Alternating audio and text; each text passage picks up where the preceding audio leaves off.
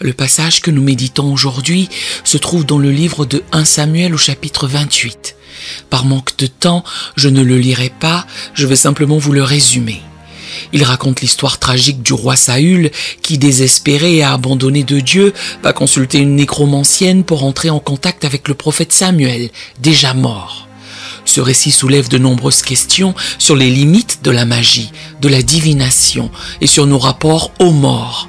Mais il est surtout révélateur des dangers de l'orgueil et de la désobéissance, car c'est bien là le péché originel de Saül, l'orgueil. Rappelons brièvement le contexte. Saül a été oint comme premier roi d'Israël, mais il s'est peu à peu éloigné des commandements divins. Il a notamment désobéi à l'ordre de Dieu de détruire intégralement le peuple amalécite. Pour cette faute, il est rejeté par l'Éternel, qui lui signifie par la bouche de Samuel qu'il retire sa faveur royale à Saül et à sa dynastie, et qu'il a choisi un autre roi, David. Rongé par l'amertume et la jalousie, Saül passera le reste de son règne à pourchasser David pour tenter de conserver son trône. C'est dans ce contexte de révolte contre la parole divine que Saül, voyant l'armée philistine s'approcher, décide d'aller consulter une nécromancienne à Endor. Mes amis, méditons sur le péché de Saül et sur ses conséquences tragiques. Numéro 1. L'orgueil de Saül. Saül était un homme choisi par Dieu, oint pour être roi, doté de nombreux dons et talents. Mais petit à petit, l'orgueil et la désobéissance ont corrompu son cœur. Il n'a pas détruit intégralement Amalek comme Dieu le lui avait ordonné, préférant garder le butin et épargner le roi. 1 Samuel 5, verset 9. Cet acte de désobéissance déplaît souverainement à l'Éternel. Lorsque Samuel annonce à Saül que Dieu lui retire sa faveur à cause de sa désobéissance, Saül reconnaît avoir péché, mais semble plus préoccupé par les apparences que par un vrai repentir. 1 Samuel 15, versets 24 à 25. Dieu lui signifie clairement son rejet lorsqu'il déchire le manteau de Samuel, l'associant à son manteau royal. 1 Samuel 15, versets 27 à 28. Mais Saül continue à régner et à porter les ornements royaux, comme si de rien n'était. Son orgueil transparaît dans son refus d'accepter la sentence divine et de se soumettre avec humilité. Il préfère s'accrocher à son pouvoir plutôt que d'obéir à Dieu. N'est-ce pas là un travers courant de l'homme? S'entêter dans sa voie au lieu de reconnaître ses torts. Numéro 2. La désobéissance de Saül. Outre l'orgueil, le péché de Saül est dans la désobéissance. Dieu lui avait donné des ordres précis concernant la destruction des Amalécites, ennemis d'Israël. Mais Saül n'a pas pleinement obéi. Il a épargné le roi Agag alors que Dieu avait ordonné de tout détruire. Il a gardé le meilleur du butin, brebis, bœufs, au lieu de tout détruire. 1 Samuel 15, verset 9. Face à Samuel, il minimise sa faute, affirmant avoir seulement gardé le meilleur du butin pour offrir des sacrifices à l'Éternel. 1 Samuel 15, verset 15. C'est un manquement grave à l'autorité divine. Saül préfère suivre sa propre voie plutôt que d'obéir pleinement à l'ordre de Dieu. Sa désobéissance entraînera son rejet par l'Éternel. Mes amis, obéissons-nous pleinement au commandement du Seigneur ? Ou cherchons-nous parfois à contourner certains aspects qui nous déplaisent en nous justifiant de belles manières? Prions pour une obéissance totale et joyeuse à la volonté de Dieu. Numéro 3. La révolte de Saül contre l'autorité divine. Après que Samuel lui a signifié le rejet divin, Saül aurait pu accepter cette sentence avec humilité, se repentir et servir fidèlement jusqu'à la fin de ses jours. Mais il choisit une autre voie, celle de la révolte contre l'autorité de Dieu. Il continue à régner comme si de rien n'était, alors que Dieu lui a retiré sa faveur royale. Il pourchasse David, le roi oint par l'Éternel, au lieu de se soumettre au plan divin. Dans notre passage, il va jusqu'à consulter une nécromancienne, ce que la loi interdit formellement.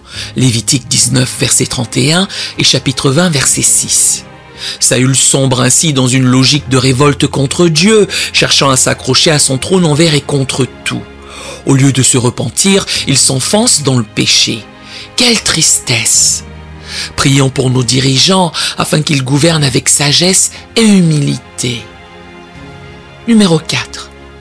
La tragédie de l'abandon divin. Le rejet de Saül par l'Éternel est définitif. Dieu lui retire son esprit et ne lui répond plus. Privé de la présence divine, Saül sombre dans l'angoisse et le désespoir. Abandonné de Dieu, il est aussi abandonné par Samuel, son conseiller, qui meurt. Même la prière ne fonctionne plus.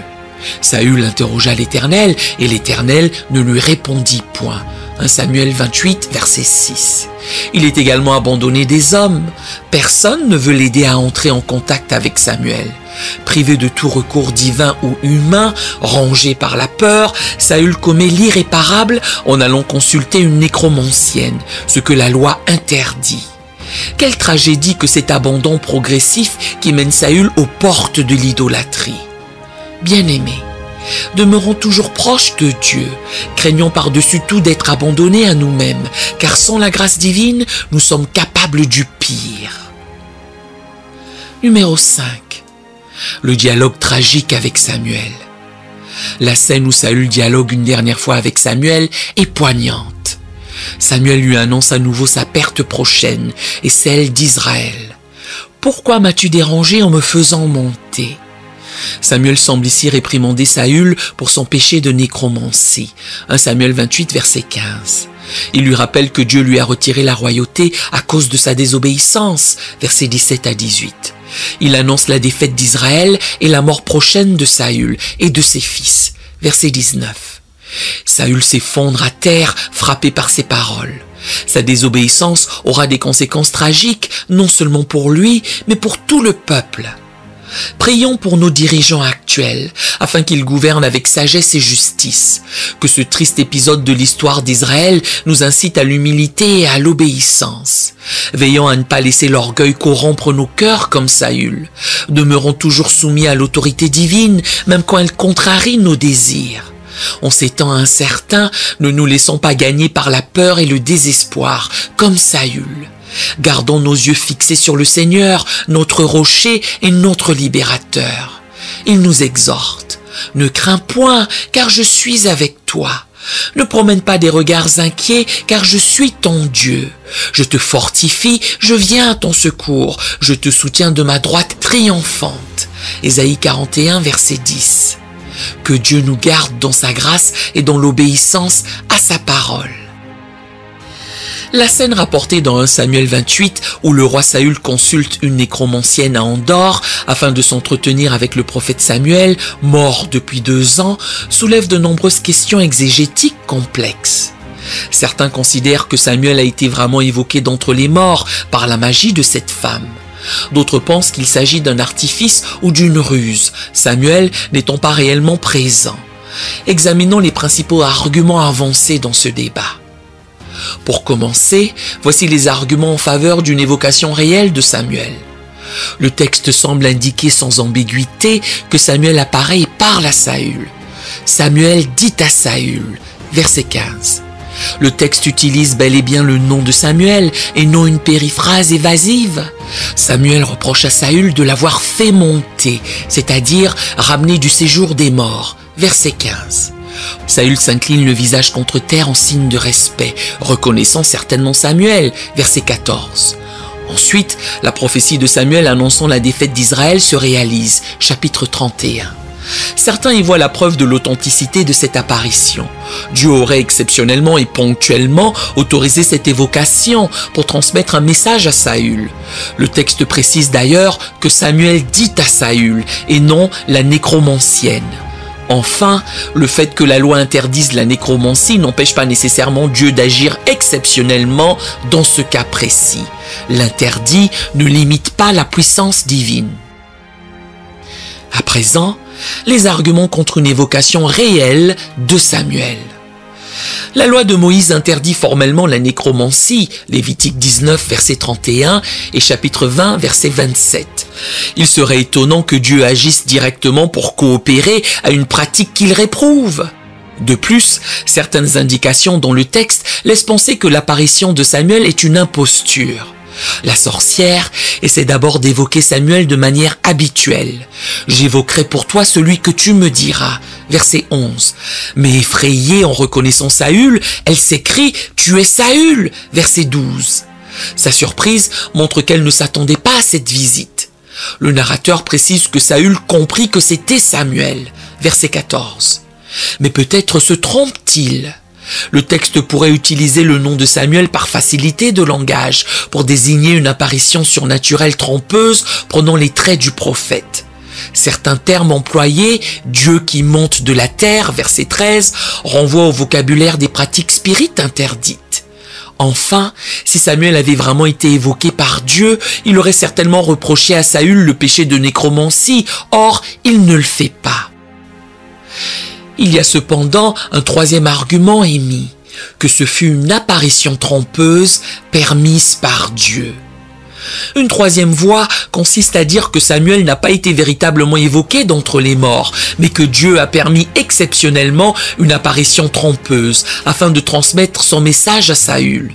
Cette hypothèse permet de concilier les passages où Samuel parle et agit avec le rejet biblique de la nécromancie.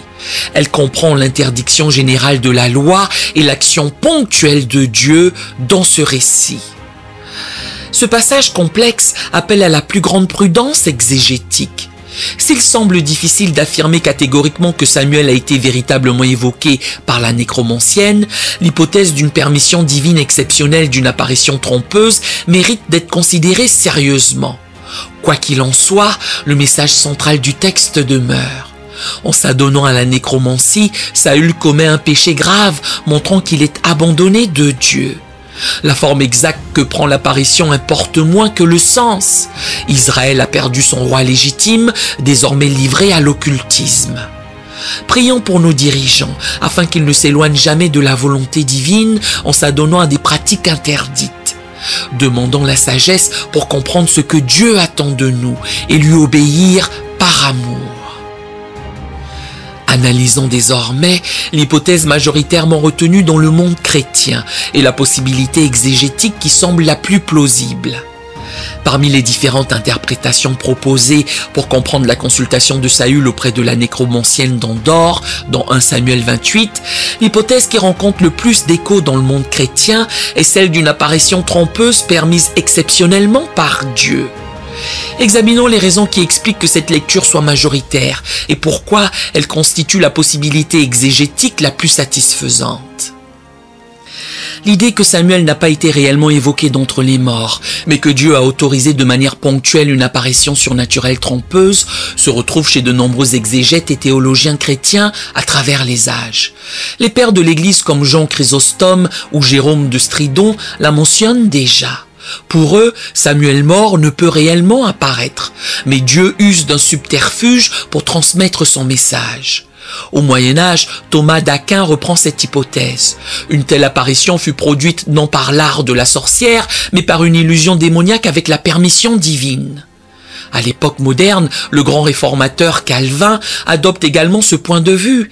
Il parle d'un spectre imaginatif, d'une illusion diabolique voulue par Dieu. Cette interprétation reste majoritaire chez les exégètes contemporains, qu'ils soient catholiques, Léon Dufour, réformés, Chouraki ou évangéliques, Kaiser. On constate donc une remarquable constance dans l'histoire de l'Église concernant cette lecture du passage. La raison principale est qu'elle permet de résoudre les tensions exégétiques du texte. L'idée d'une permission divine exceptionnelle d'une apparition illusoire permet de concilier les éléments qui semblent indiquer une apparition réelle de Samuel et les arguments solides contre cette possibilité. Elle explique les passages où Samuel parle et agit sans pour autant postuler une évocation réelle contraire à la loi. Elle rend compte de la surprise de la nécromancienne qui ne s'attendait probablement qu'à une illusion habituelle. Elle correspond au rejet biblique ferme de la magie et de la nécromancie, tout en ménageant la possibilité d'une action particulière de Dieu. Elle éclaire le fait que Dieu ne réponde plus à Samuel tout en lui transmettant encore un message via cette apparition, et elle justifie l'absence de reproche pour nécromancie dans les paroles de Samuel. Cette lecture permet d'articuler les différents aspects problématiques du texte de manière cohérente, là où d'autres hypothèses ne peuvent résoudre toutes les tensions. En définitive, l'idée que Dieu a exceptionnellement autorisé une apparition illusoire semble constituer la possibilité exégétique la plus satisfaisante pour comprendre cet épisode déroutant. Elle fait droit au message théologique principal du texte, la rupture tragique entre Saül et Dieu menant au drame de la nécromancie. Elle s'inscrit parfaitement dans la conception biblique des rapports entre magie, illusion et permission divine. Dieu use parfois de la tromperie humaine pour transmettre ses oracles. Michée 2, verset 11. Si un homme court après le vent et débite des mensonges, je vais te prophétiser sur le vin, sur les boissons fortes, ce sera pour ce peuple un prophète. Ézéchiel 14, verset 9. Si le prophète se laisse séduire, s'il prononce une parole, c'est moi l'Éternel qui aurais séduit ce prophète. J'étendrai ma main contre lui et je le détruirai du milieu de mon peuple d'Israël.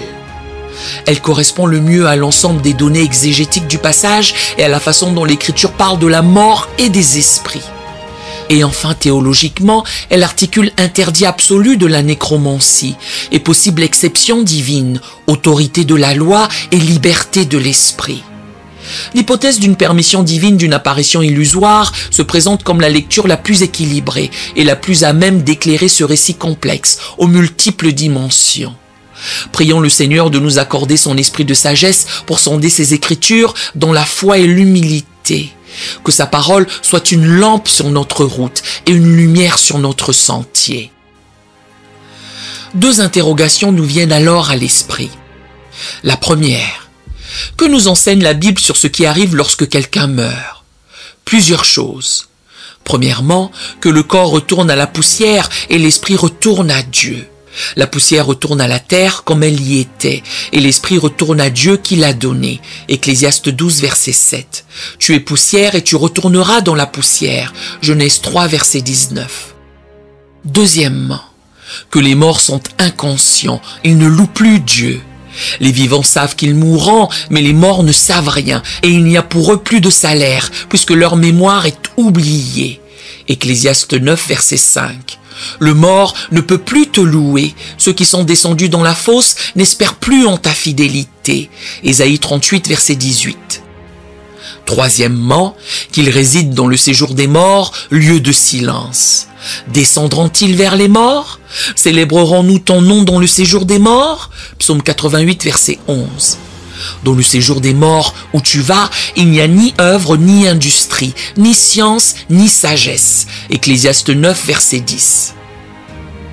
Quatrièmement, que Jésus-Christ détient les clés de la mort et du séjour des morts. Je suis le premier et le dernier et le vivant. J'étais mort et voici je suis vivant au siècle des siècles. Je tiens les clés de la mort et du séjour des morts.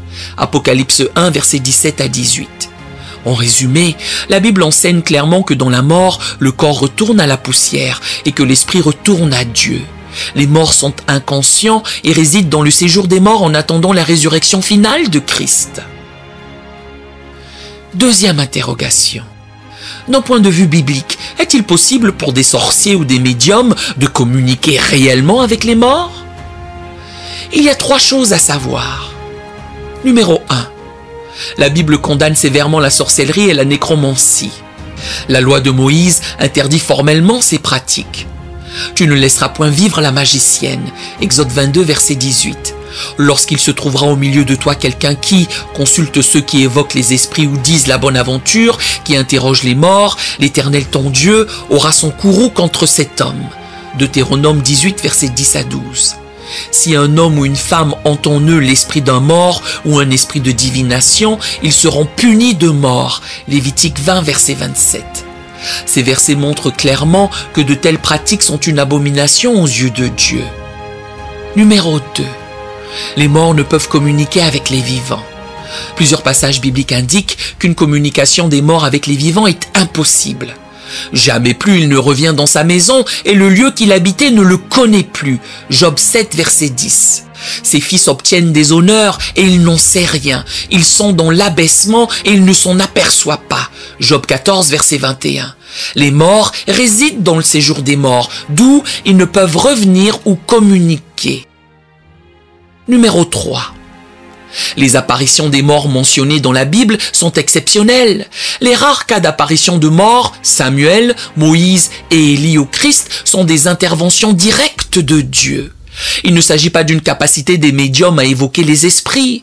Ainsi, d'un point de vue biblique, il est absolument exclu que des sorciers ou médiums puissent entrer en contact avec les morts.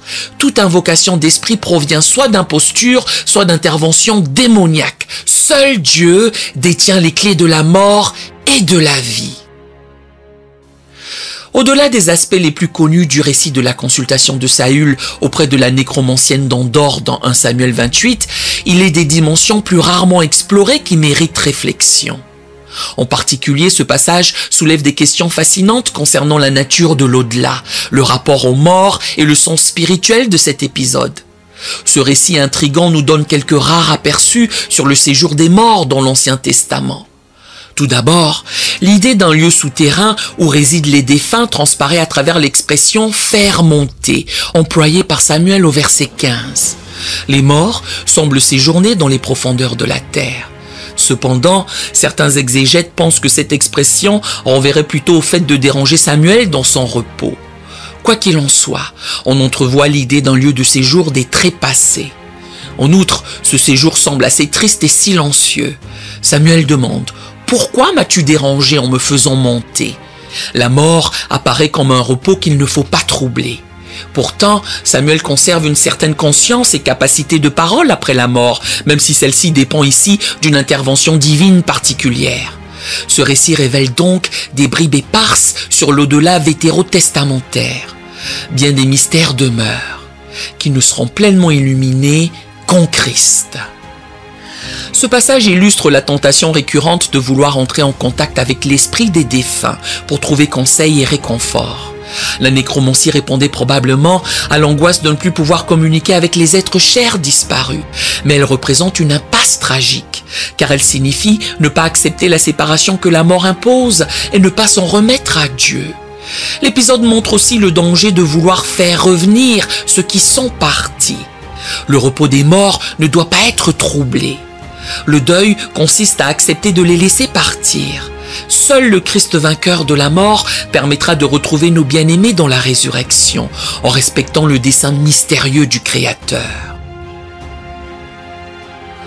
Au-delà de la lettre, ce récit possède une portée spirituelle puissante. La chute de Saül illustre la déchéance tragique de celui qui se détourne de Dieu. Abandonné du Seigneur, il sombre dans l'occultisme. Son dialogue avec Samuel symbolise la nostalgie stérile du passé, lorsque Dieu fait toutes choses nouvelles. Saül s'accroche au reste d'un règne révolu. Cet épisode marque la fin d'une époque avec la transition douloureuse mais nécessaire vers le règne de David, figure du Christ. La vraie espérance ne réside pas dans le recours aux morts, mais dans l'avènement du royaume de Dieu qui vient. Jésus nous invite à marcher vers l'avant, non vers l'arrière. En ces temps d'incertitude, tournons-nous résolument vers l'avenir glorieux promis par le Seigneur et vers la vie éternelle en Christ. L'Esprit nous exhorte, oublie ce qui est en arrière, avance vers ce qui est en avant. Puissions-nous méditer ce récit avec sagesse et en tirer les fruits spirituels pour notre marche aujourd'hui. Quelles sont donc les mises en garde que comporte pour le chrétien d'aujourd'hui l'épisode de la nécromancienne d'Endor? Et quelles sont les leçons que nous pouvons en tirer? Le récit tragique de la consultation de Saül auprès de la nécromancienne recèle de puissants avertissements et enseignements pour nous, chrétiens d'aujourd'hui. Méditer ce passage à la lumière de la parole nous permettra de grandir dans la sagesse et la fidélité à Dieu. Tout d'abord, cette histoire nous met sérieusement en garde contre toute tentation de recourir à des pratiques occultes interdites par l'Écriture. Comme Saül, nous pouvons traverser des phases de désespoir où, acculés, nous envisageons le pire. Saül se retrouve tragiquement seul et isolé dans sa désobéissance. Il a rompu sa relation avec Dieu et avec le prophète Samuel. Cet isolement le rend vulnérable face à la tentation de l'occultisme. Rappelons-nous l'importance de la fraternité chrétienne qui nous garde sur le droit chemin. C'est un profond désespoir qui pousse Saül à consulter la nécromancienne alors qu'ils se sont perdus et abandonnés. Sachons reconnaître les signes avant-coureurs du désespoir en nous-mêmes et chez les autres pour réagir à temps. L'écoute et le soutien chrétien sont essentiels. priant pour n'avoir jamais l'idée folle de consulter médiums, cartomanciens et autres diseurs de bonne aventure. Paul nous exhorte: n'ayez rien en commun avec les œuvres infructueuses des ténèbres. Éphésiens 5, verset 11. Fuyons ces pratiques comme la peste. Elles attirent la puissance démoniaque et nous éloignent de Dieu. Parfois, face aux défis du présent, nous idéalisons le passé, comme Saül regrettant Samuel. Le diable peut exploiter cette nostalgie pour nous pousser à contacter les morts. Résistons-lui fermement. Le Seigneur nous appelle à espérer en l'avenir qu'il prépare. Saül voulait trouver un réconfort auprès de Samuel, mais la vraie consolation vient du Saint-Esprit, non des esprits trompeurs. 2 Corinthiens 1, versets 3 à 4. Même au plus noir de la nuit, tenons bon dans la prière et la parole de vie. Le Seigneur ne délaissera pas son enfant. D'un point de vue spirituel, l'histoire de Saül nous met en garde contre tout égarement des chemins du Seigneur. Comme Saül, nous traversons des crises de confiance où nous sommes tentés de tout abandonner. Prions pour persévérer dans la foi, même quand tout semble perdu. Celui qui aura persévéré jusqu'à la fin sera sauvé. Matthieu 24, verset 13. Saül verse dans une forme d'idolâtrie en consultant la nécromancienne. Soyons vigilants. Un chrétien blessé qui s'éloigne de Dieu peut tomber dans les pièges mortels de l'ésotérisme, des sectes ou du paganisme renaissant. En refusant de détruire Amalek, Saül avait déjà désobéi à Dieu et perdu sa faveur. Malgré la gravité de la faute de Saül, Dieu daigne encore lui adresser une parole d'avertissement par l'apparition de Samuel. Cela montre que même dans l'égarement le plus extrême, le Seigneur ne ferme jamais totalement la porte de la miséricorde et du repentir. Veillant à une obéissance totale à la parole pour ne pas ouvrir la porte à la tentation. Pour conclure, méditer cet épisode nous apprend plusieurs leçons essentielles. Ce récit confirme la réprobation absolue de Dieu envers toute communication avec le monde des morts. Prions pour que de telles abominations disparaissent de chez nous. Même les arts occultes ne permettent pas de contraindre Dieu à parler ou à agir. Sa volonté demeure souveraine en toutes choses. Les morts appartiennent à un autre monde. Acceptons cette douloureuse réalité plutôt que de chercher vainement à les ramener parmi nous. Plus Saül s'enfonce dans la désobéissance, plus il sombre dans l'occultisme. La leçon est claire. Si nous ouvrons la porte au péché, les forces du mal finiront par entrer. La tentation des arts divinatoires réside dans une volonté malsaine de connaître l'avenir en s'arrogeant un pouvoir qui n'appartient qu'à Dieu. Apprenons à nous en remettre avec confiance au Seigneur pour les choses à venir, quelles qu'elles soient. Que ces réflexions nous aident à toujours mieux sonder les Écritures pour en extraire le miel de la sagesse divine. Puisse l'Esprit Saint nous préserver de toute séduction ténébreuse et raviver en nos cœurs l'espérance de la résurrection. Veillez, demeurez fermes dans la foi, soyez des hommes, fortifiez-vous. Que tout ce que vous faites se fasse avec amour. 1 Corinthiens 16, versets 13 à 14. Amen. Nous aimerions vous donner l'opportunité de faire de Jésus le Seigneur de votre vie. Voulez-vous bien prier avec moi? Dites: Seigneur Jésus, je me repens de mes péchés. Viens dans mon cœur. Je fais de toi mon Seigneur et Sauveur. Et merci Seigneur pour le baptême du Saint-Esprit en moi. Dans le nom de Jésus. Par cette simple prière, nous croyons que le Saint-Esprit vous conduit sur le chemin de la nouvelle naissance. Allez dans une bonne église qui est basée sur la Bible, donnez à Dieu la première place. Nous espérons de tout cœur que ce message vous encouragera. Si vous connaissez quelqu'un qui puisse être encouragé, s'il vous plaît, envoyez-le lui. Édifions le corps de Christ ensemble. Nous publions régulièrement des messages, des shorts et des prières. Appuyez sur la cloche des notifications pour vous le rappeler. Merci infiniment de nous soutenir en vous abonnant à notre chaîne. Que Dieu vous bénisse merveilleusement.